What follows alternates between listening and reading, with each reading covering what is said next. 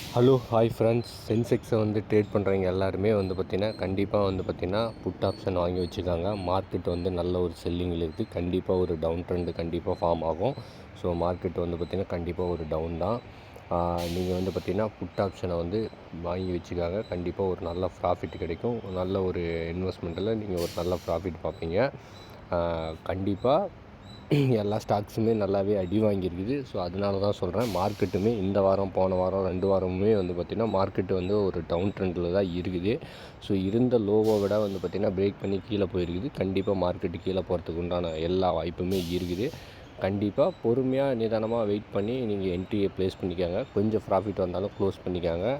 அதிக நேரம் விட்டு வைக்காதீங்க. மார்க்கெட்டை யாரெல்லாம் பிஸ்னஸாக பார்க்குறாங்களோ அவங்க வேணால் விட்டு வைக்கலாம். ஸோ இன்ட்ராடே பண்ணுறவங்களாம் விட்டு வைக்க வேணாம், க்ளோஸ் பண்ணிக்காங்க.